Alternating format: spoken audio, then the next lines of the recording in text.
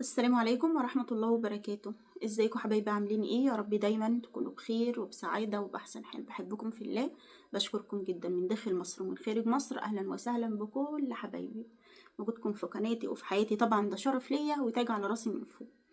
الله يديمكم نعمة في حياتي ويسعدكم ويكبر بخاطركم يا رب، اللهم امين، ويحقق لكم كل ما بتتمنوا. النهارده بقى جاي لكم فيديو جديد، عايزه اقول لكم انا زعلانه. فطبيعي يا اسماء ان انت زعلانه، يعني ما احنا عارفين ان انتوا كلكم زعلانين، اذا كان احنا نفسنا زعلانين علشانكم. بس انا زعلانه علشان موضوع تاني خالص غير القصه اللي احنا فيها دي، اللي هي ايه؟ سمعت كام قناه بتتكلم في حاجه.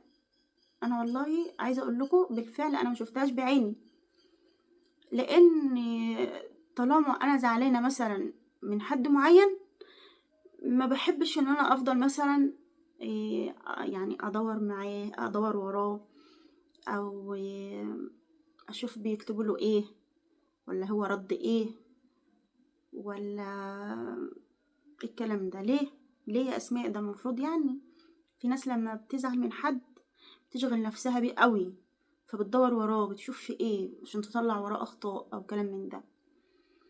لكن انا مش كده، بالذات في الوضع اللي انا فيه. حد مين؟ طبعا انتوا عارفين ان انا في خلاف مع جوزي وكده. فشفت بعض القنوات بتتكلم عن تعليق جاله طبعا على التيك توك، مش هنا، مش على اليوتيوب. في ناس متابعانا على اليوتيوب نفسهم متابعيننا على التيك توك. فالتعليق ده جاله على التيك توك. بصراحة اقسم بالله اقسم بالله والله والله والله، على قد زعلي منه، على قد زعلي منه، بس انا زعلت قوي من اللي كاتباله التعليق ده. وشفت قنوات كتير متابعانا برضو على التيك توك اتكلمت في الموضوع ده، فانا بقى كلامي هيبقى مختلف عنهم خالص خالص. بغض النظر انا مختلفة معاه في حاجة او زعلانة منه في حاجة، بس انا ما اقبلش ان حد يدخل يكتب له كده. ازاي وايه اللي حصل؟ اقول لكم. انا شفت التعليق ده من قنواتكم نفسها. استغفر الله العظيم. بصوا يا جماعة، في متابعة داخلاله. اقفلي يا بلبل الباب، انا بتكلم. هاتي اشرب شويه ميه لو سمحت. في متابعه داخلاله، المفروض ان هي من متابعيني. فهو تقريبا كان منزل ستوري ولابس طقم حلو، ويعني متشيك في الستوري ده وفي الطقم ده. الصوره دي كانت قديمه، الصوره دي بقالها فتره وانا معاه، بقالها فتره من كام شهر. نعم يا ماما. ماشي، بسم الله. اقفلي الباب عشان صوت القرآن اللي شغال ده ما يجيش في الفيديو. اقفلي الباب الأول.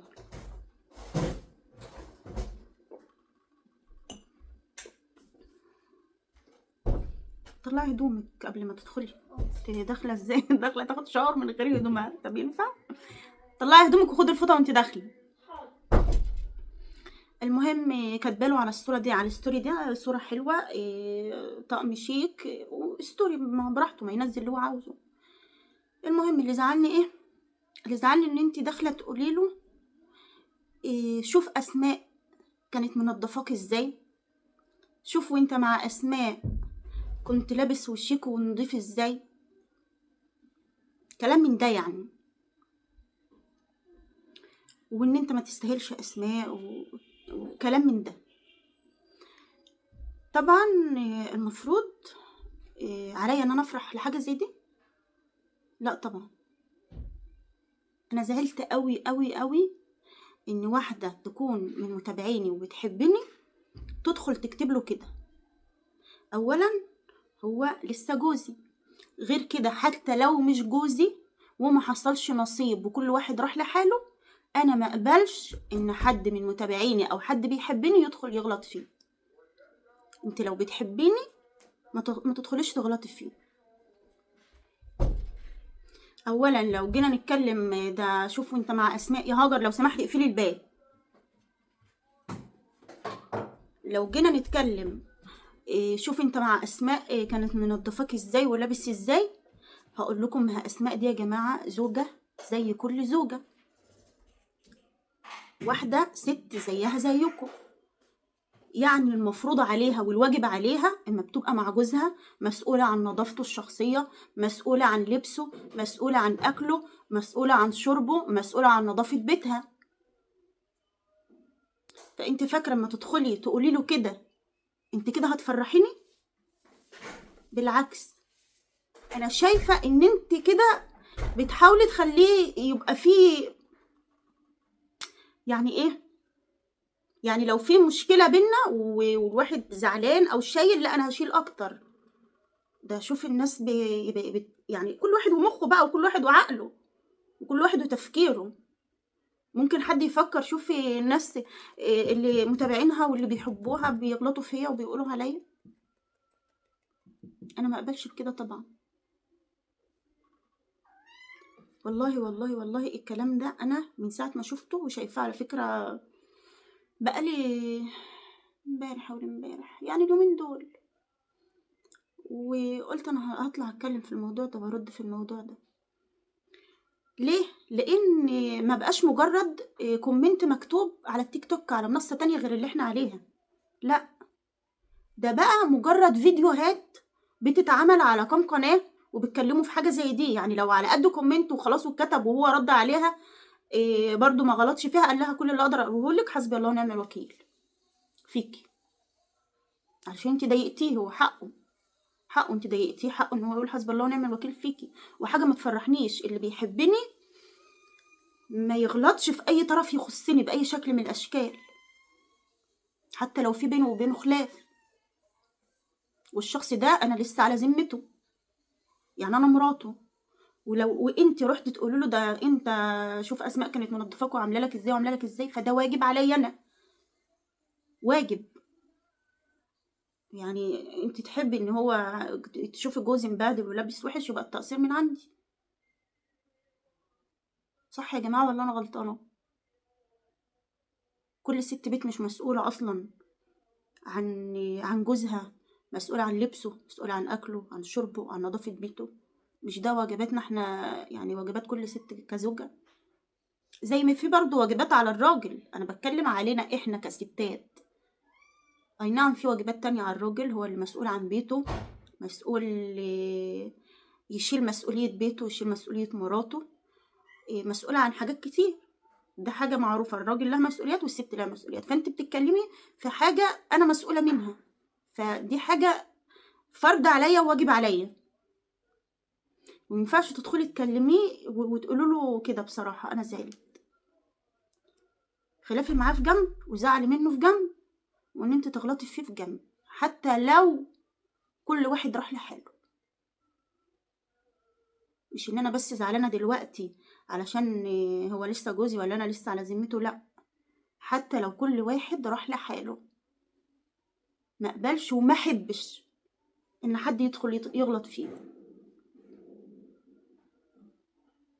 انا اكلت مع الناس ده عيش وملح،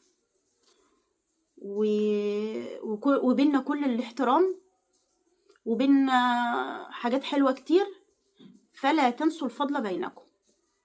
هو ده اللي انا بعمل بيه، فلا تنسوا الفضل بينكم. ما ينفعش. اتمنى من اي حد فعلا فعلا بيحبني فعلا ما يغلطش ولا يكتب له اي كومنت يضايقه. ايا كان احنا هنوصل لايه، ايا كان هنوصل لايه، سواء انا فضلت مراته وكملنا، سواء كل واحد راح لحاله. ده راجل الله يصلح حاله، بتمنى له كل الخير، بتمنى له كل الخير من قلبي، والله من قلبي. كملت معاه ما كملتش معاه بتمنى له كل الخير. مش هتكملي ليه اسماء معاه او انت بتقولي كده ليه؟ ده حاجه تخصني، دي في تفاصيل تخصني، انا مش حابه اتكلم فيها. لكن انا زي ما اتجوزت على العلن قدام العالم كله، لو حصل اي شيء اكيد هتعرفوا برضو على العالم كله، بس مش هتعرفوا تفاصيل، لان التفاصيل دي ما ينفعش طبعا اتكلم فيها، دي اسرار بيوت. بس ده اللي انا اقدر اقوله.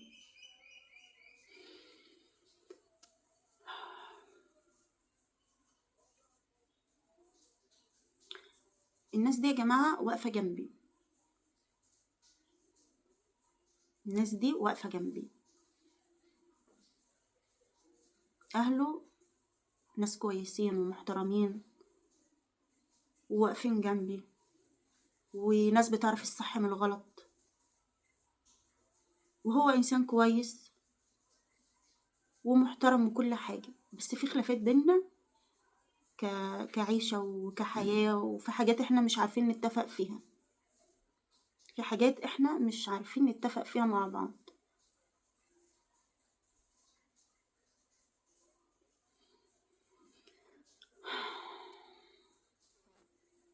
فالحمد لله على كل حال، كل واحد في الدنيا هياخد نصيبه وهيتحصل على نصيبه. متخربطش يا هاج. اما بقى لأي واحدة او اي حد بيقول اسماء اشترت صحتها وراحتها ونفسها، فانا قلت لكم قبل كده اسماء اخر واحدة بتفكر في نفسها هي. الناس اللي متابعاني من سنين هتعرف كده من غير ما انا اقول، هتعرف عندي اهلي بالنسبة لي ايه، وبيتي بالنسبة لي ايه، وبنتي بالنسبة لي ايه، وهتعرف كل حاجة من غير ما انا اقول. اولا انا لما قعدت عند اهلي علشان انا تعبانة، قعدت علشان مش مجرد تعبانة، لا، قعدت علشان انا كنت عاجزة. عارفين معنى الكلمة دي؟ كنت عاجزة ان انا اتحرك من مكاني، كنت عاجزة ان انا اقف على رجلي، كنت عاجزة ان انا اقوم اخدم جوزي، كنت عاجزة عن حاجات كتير قوي، كنت مرمية على السرير ما بتحركش، مش قادرة اقف على رجلي، مش قادرة معلش ان انا حتى ادخل الحمام. فبلاش حد يجي عليا علشان ربنا ما يجيش عليه، لان انا رغم كل اللي كنت فيه كان بيتقال عليا ام جلطة فيه. مش مسامحة طبعا في حاجة زي دي، مش مسامحة كل ألم انا اتألمته وانا تعبانة كده وكل دمعة نزلت من عيني، وفي الاخر واحد ما يسواش زي دردر واعوانه يقول عليا ان انا ام جلطة فيه. ربنا هو.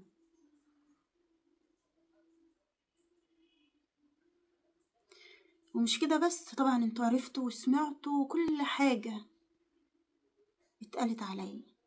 اولا انا زي كل ست بيت متجوزة، لها راجل، لها سلفات، لها حما، لها اهل جوزها، لها اهل جوزها. الحمد لله وبفضل الله انا لو ليا او مدانة او عارفة ان انا بيا ربع ذرة من اللي انت بتقولوا عليا ده، ما كنتش ارفعه علني على قناتي، لاني مش خايفة. كلام كله سب اعراض واتهامات باطلة في حقي وفي حق شرفي وعرضي، بدون من ناس ما اذتهاش في حياتي، ما يعرفونيش. الكلام ده عندي ولا يسوى شيء. تعرفين ولا يسوى شيء ليه؟ لانه مش فيا.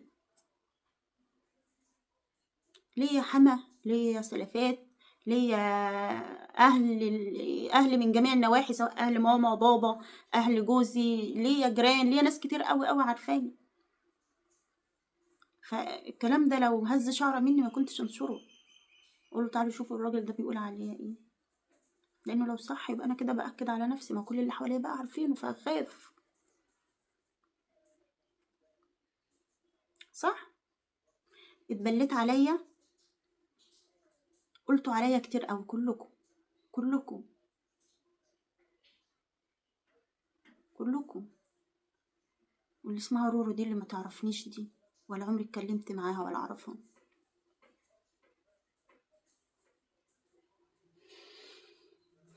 حسبي الله ونعم الوكيل.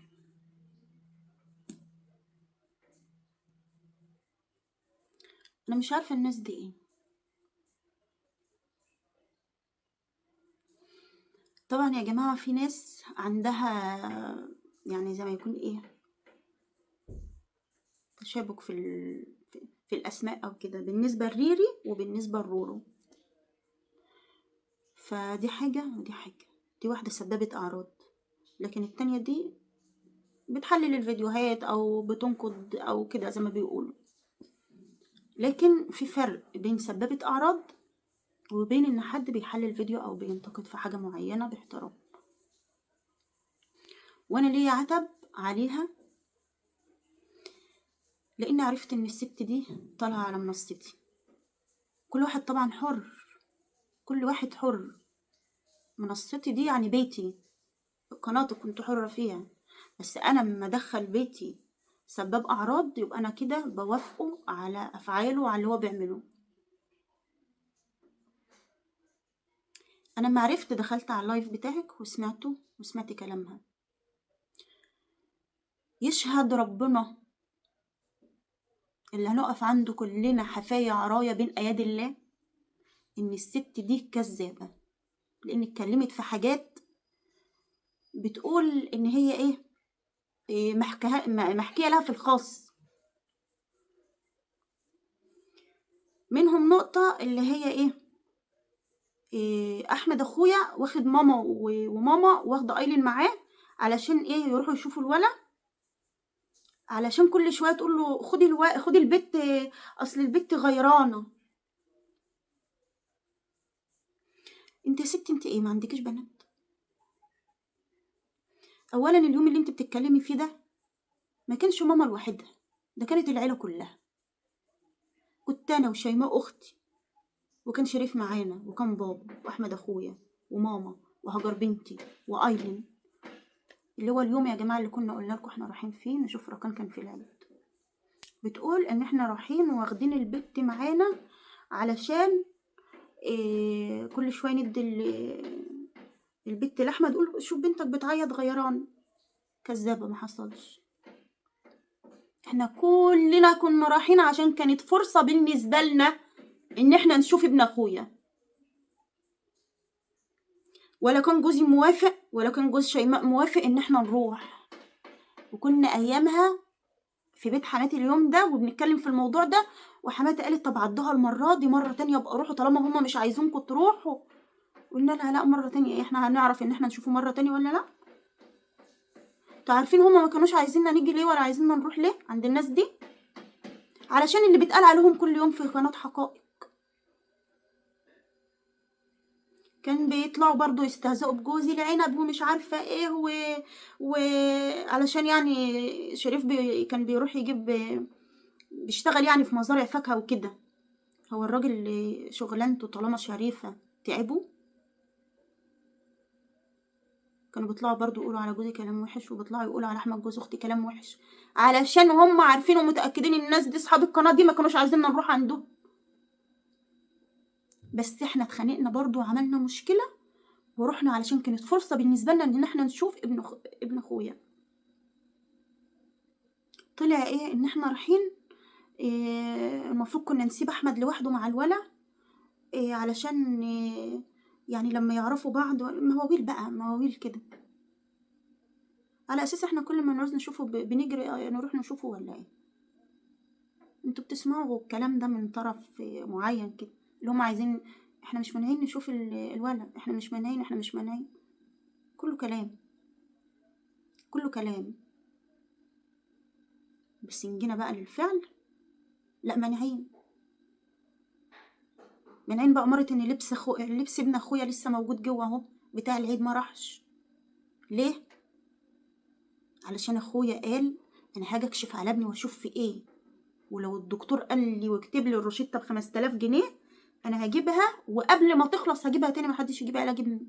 اتقفل في وشه التليفون واتشتم واتدعى عليه، لان الموضوع اتاخد بشكل سلبي مش بشكل ايجابي. سلبي ازاي؟ انت بتشكك في تعب الولد. طب ليه يا ستي؟ ده يبقى ابوه ومن حقه يكشف عليه. تعالي يا حبيبي اكشف. قال لي كان هاخد اشرف وابني واروح اكشف عليه واعمل له تحاليل وكذا وكذا، وهكذا على نفس الموال بقالنا سنين. وفي الاخر ده ما بيسالش على ابنه، ده ما بيدفعش لابنه، ده ما بيعملش لابنه. طب ما هو ابوه، قولوا له تعالى اكشف على ابنك ده وشوف في ايه.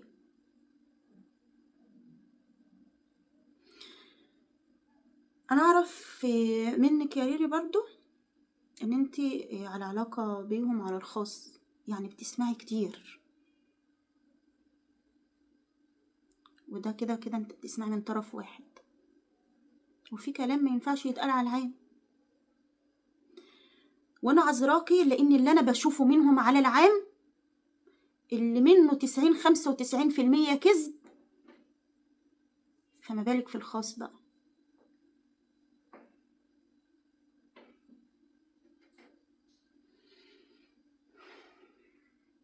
المهم ما علينا. تعرفين ان انا مش من عادتي اذكر لا قناة نقد قالت ولا فلان قال ولا علان قال، مش من عادتي. بس احنا دلوقتي في قضية عايزين يبقى لها حل ونهاية، فاما تطلعي تقولي ان احمد بيعمل كده علشان مشاهدات ودعم، فانا شايفة ان كده افتراء على احمد، لان لا حد دعم احمد لا في علن ولا في خاص، ولا احمد بيعمل كده عشان مشاهدات. احمد مش عامل مشاهدات على سمعة وشرف اهله. كل اللي احمد بيعمله ده عايز الموضوع يبقى رأي عام. رأي عام ليه؟ علشان كله مع بعضه، كله يتحاسب مع بعضه. ما يبقاش انا اروح احط ورقي واللي معايا لما يبقى ياخد له دور بعد سنين، وانا اتحاسب على رد فعلي قبل ما هم يتحاسبوا على فعلهم. فاهماني؟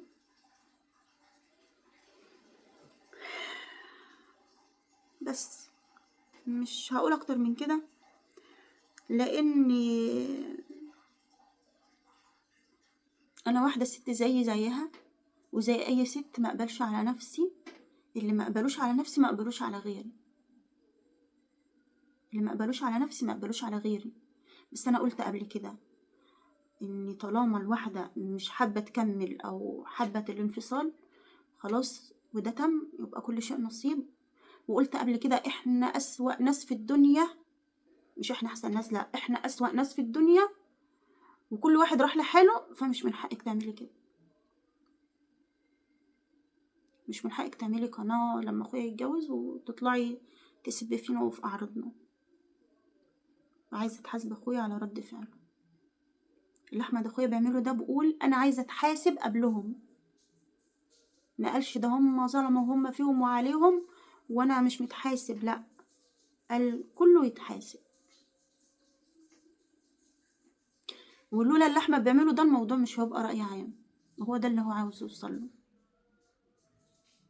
والحمد لله في حاجات بتحصل ما ينفعش ان احنا نعلن عنها دلوقتي، وانا عارفه انتوا هتقدروا حاجه زي دي، انتوا نفسكم بتقولوا لنا مش كل حاجه تقولوها. فان شاء الله خير، ان شاء الله خير. احنا مش عايزين منكم غير دعواتكم لينا، تقفوا معانا وتقفوا مع احمد في كل مكان، ودعواتكم لينا مش اكتر. وباذن الله باذن الله كل واحد ياخد حقه بالقانون برضو، مش لان احمد عارف اللي فيها، عارف ان انا ما ينفعش احل ودي، لان الودي معاهم ما ينفعش بقاله سنين. وعلى افتراض ان احنا مثلا لو حلنا ودي فهنفضل في نفس القصة مش هتخلص. فاهمني؟ هتلاقي الدنيا هدت شوية والدنيا رجعت تاني بتكرر اللي فات. فاهمني؟ يعني مش هيبقى له حد، هي الحكومة والقانون اللي هيوقفوا كل واحد عند حده، والغلطان يتحاسب، كل واحد يتحاسب على قد غلطه. لو احمد له غلط قد كده فانتوا غلط قد كده.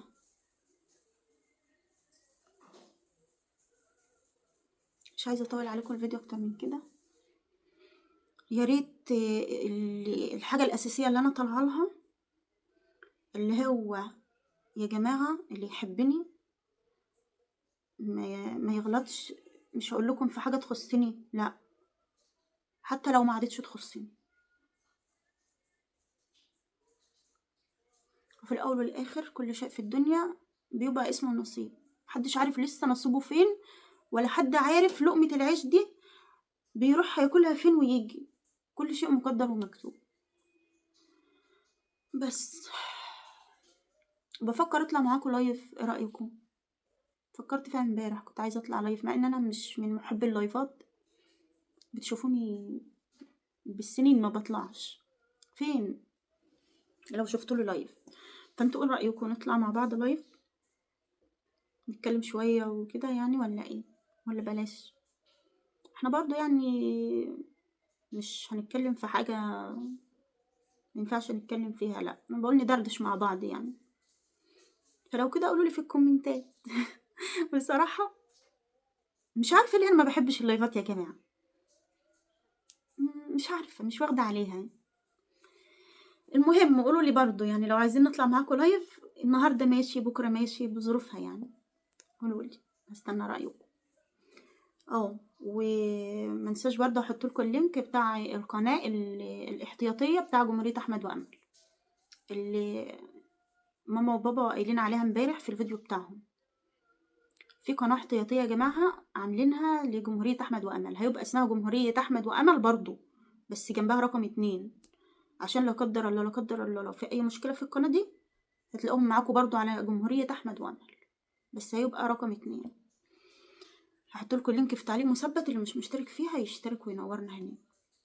يلا يا جماعة نشوفكم في فيديو جديد. القناة دي أصلا كانت مفتوحة بقالها فترة قصيرة، مش قادرة أحدد بالظبط يعني، بس هي بقالها فترة قصيرة. أحمد كان فاتحها لنفسه وكان اسمها مملكة أحمد جوهر تقريبا، بس الاسم ده هيتغير يعني. هحطلكوا اللينك في تعليق مثبت تشتركوا فيها. يلا أشوفكم في فيديو جديد، ومع ألف سلامة. سلام.